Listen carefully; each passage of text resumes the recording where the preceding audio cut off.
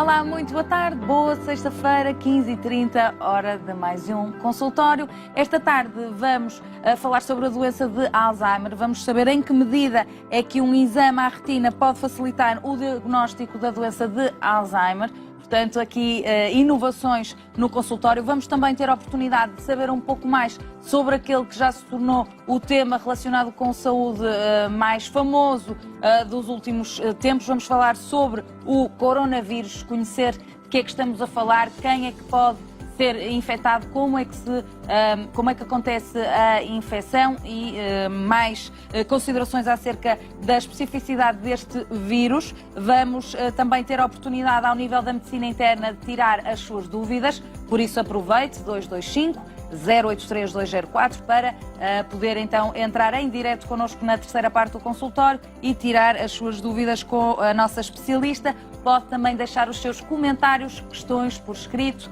em consultório@portocanal.pt. Cumprimentar o nosso primeiro convidado desta tarde, o professor Salgado Borges, oftalmologista. Muito boa tarde, professor. Ora bem, isto de ligarmos o diagnóstico da doença de Alzheimer ao exame da retina pode parecer para muitos um paradoxo, não é? Como é que através do olho vamos então poder diagnosticar eventualmente a doença de Alzheimer? Portanto, primeiro, se calhar contextualizávamos do que é que estamos a falar quando falamos de Alzheimer, para depois sabermos que exame é este. Tudo bem, muito boa tarde, muito obrigado pela oportunidade de estar aqui hoje para conversarmos um pouquinho sobre esta temática. E, de facto, a doença de Alzheimer é reconhecida como uma doença neurológica. Por assim dizer, podemos considerar como um envelhecimento precoce e nos últimos anos tem-se vindo a relacionar e a falar mais dela quando estamos a pensar também na oftalmologia. E porquê? Muito facilmente podemos compreender que, sendo a retina e a sua ligação ao cérebro através do nervo óptico como que uma expansão do cérebro, o que se manifestar no cérebro, obviamente, se manifestará a nível dos nossos olhos. E muito recentemente houve vários estudos, um deles desenvolvido cá em Portugal, em Coimbra, na pelo professor Francisco Medicina, Ambrósio, em que foi um estudo animal com tipos de ratos transgénicos, em que foram replicadas a patologia de Alzheimer nesses animais e fez-se um estudo a nível ocular e verificou-se a presença de alterações na retina desses animais.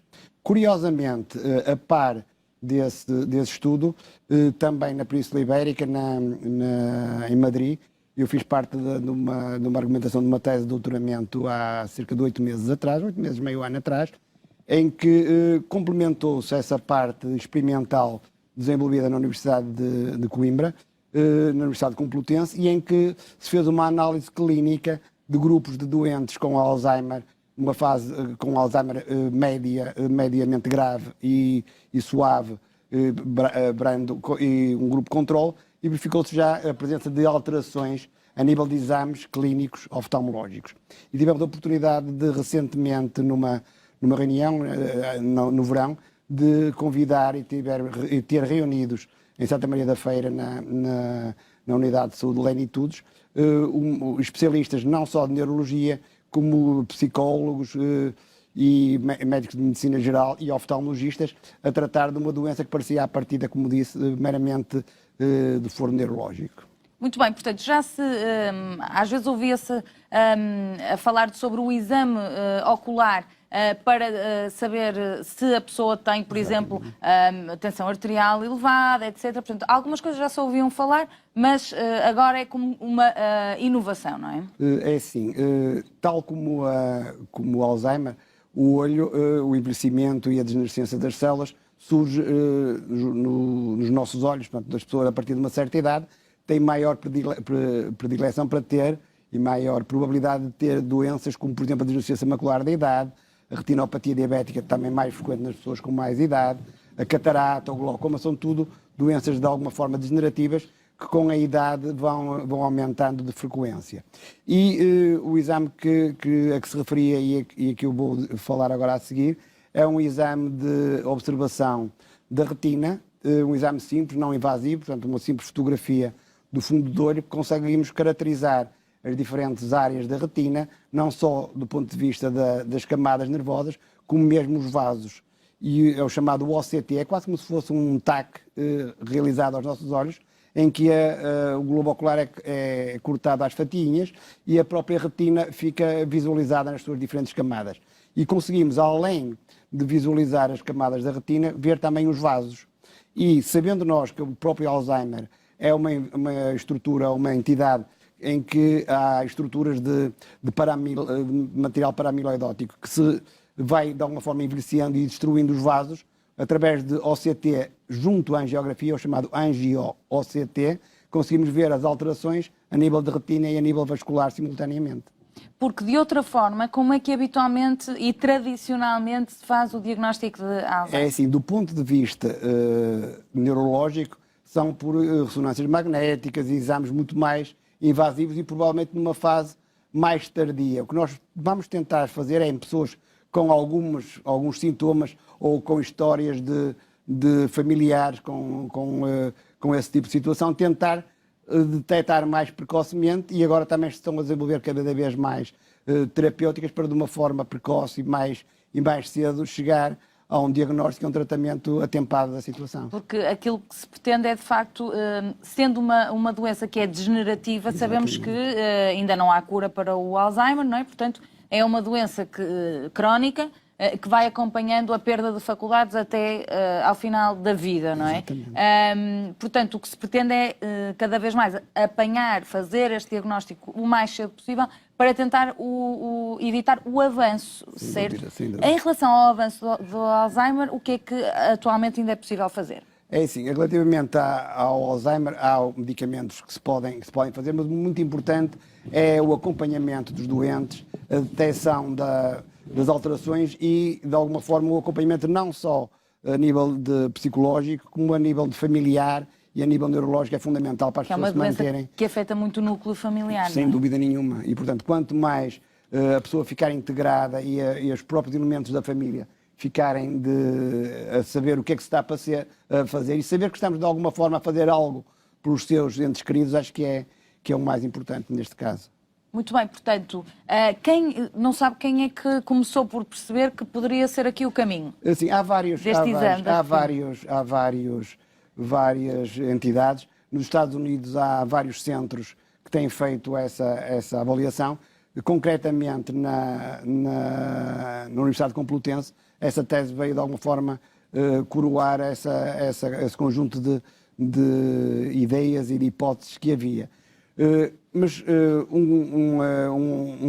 qualquer clínica cá em Portugal bem montada e alertada para esta situação pode detectar quer o Alzheimer numa fase mais precoce, quer outras situações relacionadas com a idade, nomeadamente, como estávamos a falar há pouquinho, a deficiência macular da idade, o próprio glaucoma, a retinopatia diabética ou a catarata.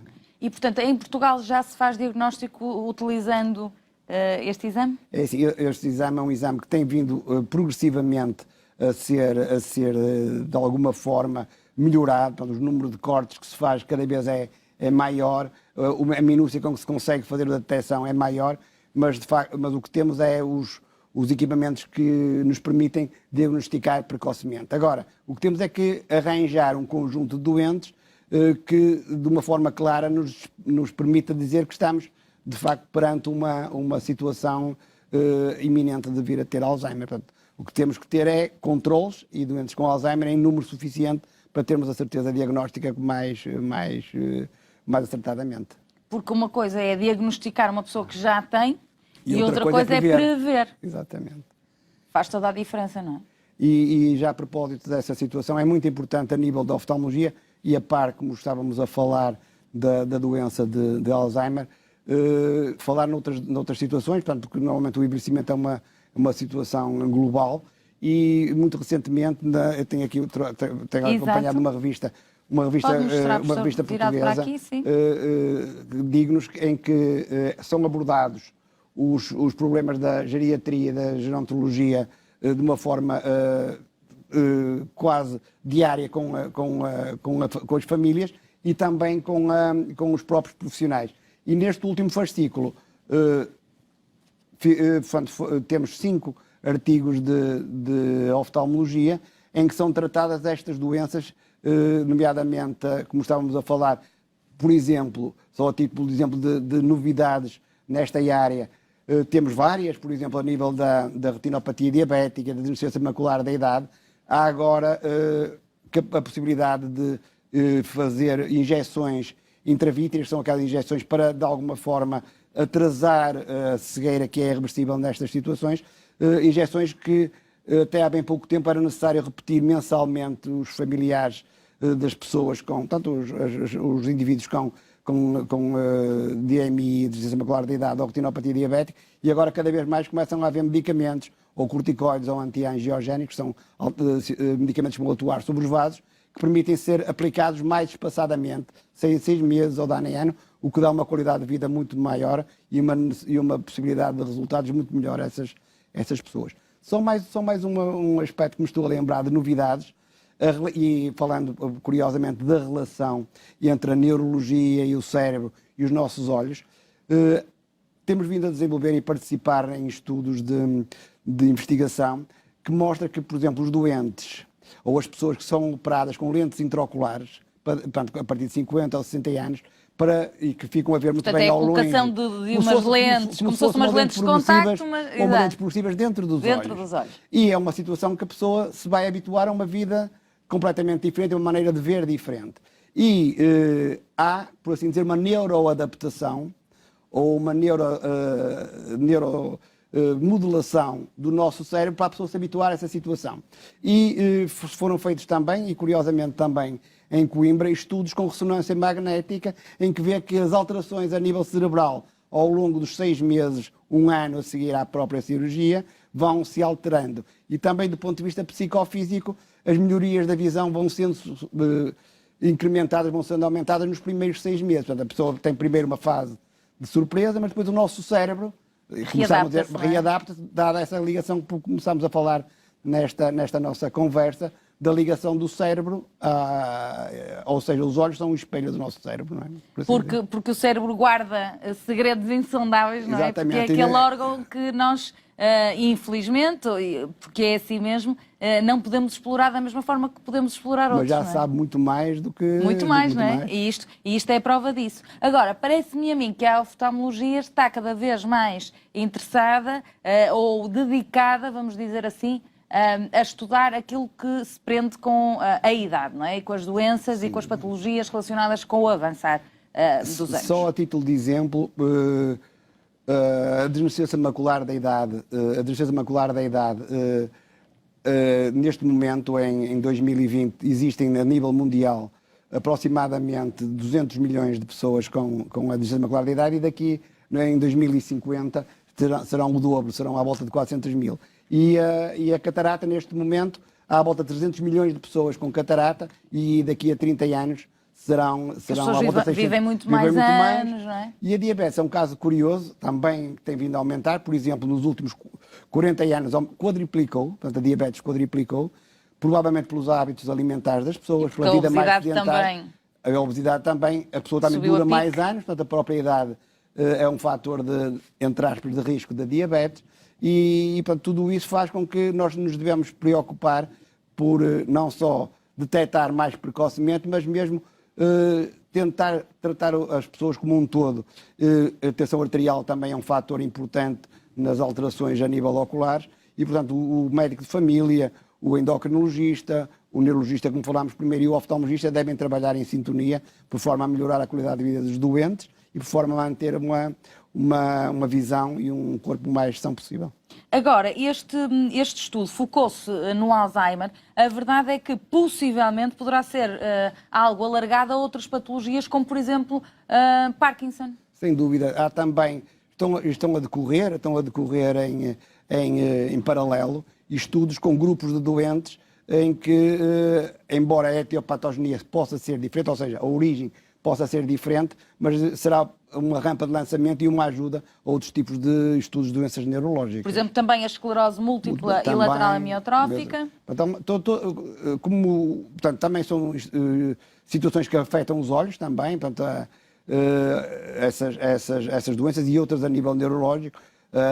E, portanto, eu acho que é fundamental partilhar partilhar os resultados, partilhar informação e estar atento para tudo o que se passa à nossa volta. E, portanto, a medicina e o nosso corpo são de facto um campo de investigação e de segredos que nunca mais acaba, não é? Ainda estão muitas coisas por desvendar, é evidente. Agora, aqui ao nível da oftalmologia, aproveitar aqui a sua presença, o que é que, com a vasta experiência que tem, o que é que, na sua opinião, professor, é o grande desafio da oftalmologia do momento? Eu acho que o grande desafio da oftalmologia do momento é, tendo em conta que a tecnologia cada vez mais está a tomar conta de tudo, pronto, de tomar conta de tudo, mas há uma coisa que ainda não está a conseguir fazer, que é ter cérebro. A tecnologia não tem cérebro. E, portanto, o bom senso, a maneira de falar com as pessoas e o tratamento passa pela pessoa em si, não passa por nenhum robô. E se conseguimos fazer algum tipo de... Quer deixar aqui também um alerta, porque os avanços são sempre positivos e agora, bem, ainda agora deu o exemplo disso, não é? E com a inteligência artificial nós conseguimos fazer diagnósticos que antigamente era quase impossível do ponto de vista humano fazer. Mas com uma cabeça pensante por trás. E, portanto, eu acho que ser, não é? Até mesmo para responsabilizar. Portanto, se houver um robô que esteja a fazer uma cirurgia e que a pessoa que não corra muito bem, como é que vamos responsabilizar o pai do robô, não é?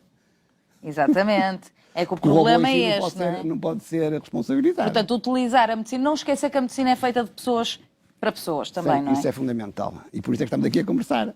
Muito bem. Portanto, esse artigo pode ser encontrado na revista. Quero voltar a... Na revista... Estes são 5 artigos. Exatamente, é porque não é só... Na revista Dignos, que é uma revista totalmente portuguesa, que já é relacionada com esses assuntos da geriatria. Com a geriatria.